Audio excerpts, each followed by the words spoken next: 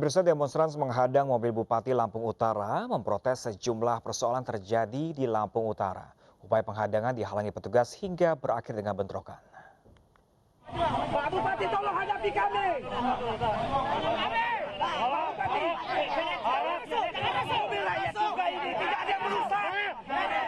Demonstran yang mengatasnamakan pemuda-pemudi Lampung Utara menghadang mobil Bupati menuntut menyelesaikan persoalan di Lampung Utara, Lampung. Ini mobil ini. Pak Bupati, hadapi. Situasi memanas saat aparat keamanan mengalau demonstran hingga terjadi saling dorong. Meski dihadang, mobil Bupati tetap melaju perlahan tanpa menghiraukan demonstran.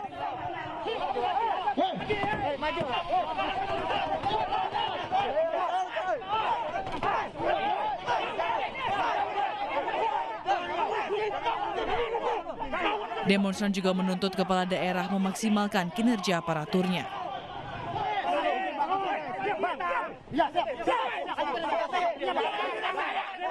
Kapolres Lampung Utara yang turun langsung mengamankan aksi juga terlibat bentrok dengan demonstran hingga kembali terjadi aksi saling dorong. Bahwa Kabupaten Lampung Utara dari rolling jabatan di proyek sampai dengan kebijakan dan penemuan kebijakan sampai hutang rumah sakit yang begitu luar biasa fantastisnya. Dan kami selaku pemuda Lampung Utara meminta ketegasan seorang pemimpin dan seluruh perangkat daerah yang ada di Kabupaten Lampung Utara, Bang. Baik dari eksekutif, legislatif sampai yudikatif. Situasi akhirnya kondusif setelah ada kesepakatan dialog antara demonstran dengan Bupati. Dari Lampung Utara, Lampung, Jimmy Irawan, iNews melaporkan.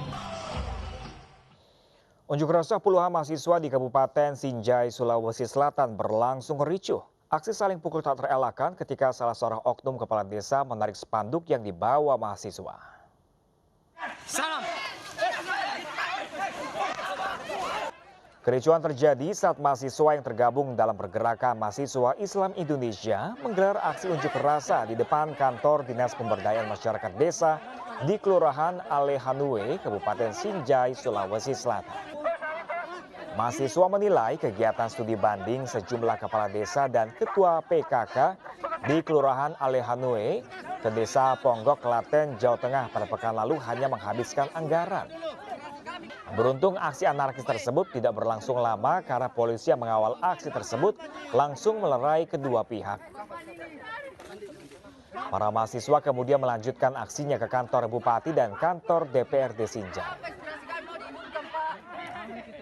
Desa terhadap beberapa kader kami dan saya selaku korlap yang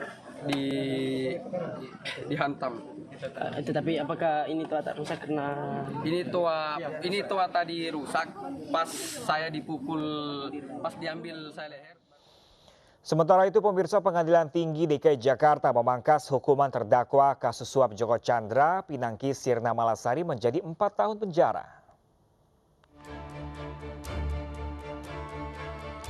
Jaksa Pinangki yang sebelumnya divonis 10 tahun penjara di Pengadilan Tipikor mengajukan banding atas vonis yang diterima. Terdakwa kasus suap dan gratifikasi pengurusan fatwa Mahkamah Agung ini dinilai telah proaktif dengan mengakui kesalahannya dan rela kehilangan jabatannya. Pertimbangan lain, Jaksa Pinangki yang merupakan seorang ibu yang memiliki anak yang masih balita.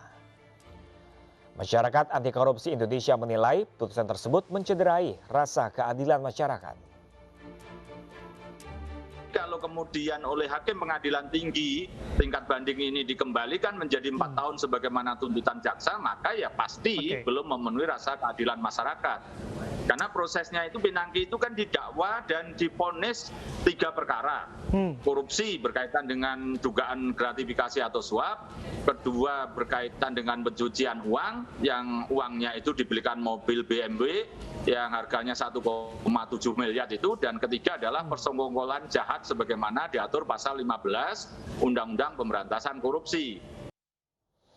Pemirsa, sidang lanjutan kasus pidana korupsi benih lobster dengan terdakwa mantan Menteri Kelautan dan Perikanan Edi Prabowo kembali digelar dengan menghadirkan 5 saksi. Salah satu saksi merupakan mantan staf khusus Edi Prabowo tak mengetahui pembagian sebagian biaya kargo untuk Menteri KKP. Adakah hambatan Kelima orang saksi yang dihadirkan dalam sidang lanjutan kasus pidana korupsi benih lobster kemarin adalah staf khusus Edi Prabowo, Andro Misanta dan Safri, Sespri Edi Prabowo, Amiril Mukminin, pemilik PT Aero Cipta Kargo Siswandi Pranoto, dan Sespri istri Edi Prabowo, Ainul Fakih. Dalam sidang, jaksa penuntut mengkonfirmasi pada saksi Andrew Busanta terkait 64 perusahaan yang sudah mengantongi izin ekspor, namun hanya 41 yang melakukannya. Jaksa menduga perusahaan yang tak melakukan ekspor karena tidak menjalin kerjasama dengan PT Aero Cipta Kargo yang sahamnya dimiliki kerabat Edi Prabowo. Dalam kesaksiannya, staf khusus Edi Prabowo Andro Misanta menyatakan perusahaan yang belum melakukan ekspor karena belum mendapatkan izin. Pembayaran PNBP segera dicek fisik di lapangan, Pak. Setelah dicek fisik dan memang sesuai prosedural, namun ada juga perusahaan yang tidak lolos dari cek fisik, itu yang lolos segera diterbitkan izinnya, Pak. Mereka memang segera langsung melakukan izin dari izin budidaya. Nah, setelah keluar izin dari izin budidaya melalui notifikasi izin soft copy di dalam usaha lobster itu diteruskan oleh Pak Dian di IC Budidaya, kemudian diumumkan ataupun Pak Ari salah satu direktur di budidaya itu berdasarkan soft copy mereka lah yang kita rekap, kemudian kita berikan lagi di dalam grup tersebut untuk mereminder ke perikanan tangkap melakukan izin calon ekspornya sampai di situ, Pak. Dalam kasus ini, Edi Prabowo selaku Menteri Kelautan dan Perikanan RI didakwa menerima suap senilai 25,7 miliar rupiah. Dugaan suap yang diterima mantan politisi Partai Gerindra bertentangan dengan pasal 5 angka 4 dan angka 6 Undang-Undang Nomor 28 Tahun 1999 tentang penyelenggaraan negara yang bersih dan bebas dari korupsi, kolusi dan nepotisme, serta bertentangan dengan sumpah jabatannya. Dari Jakarta, Yuda Triprasetyo, Andri Setiawan, Aris Setiawan, iNews melaporkan. Pemirsa, puluhan remaja kocar-kacir saat dirazia petugas di 3 pilar di Kabupaten Jombang, Jawa Timur. Informasi selengkapnya kami hadirkan sesaat lagi. Pemirsa, tetaplah bersama kami di iNews Pagi.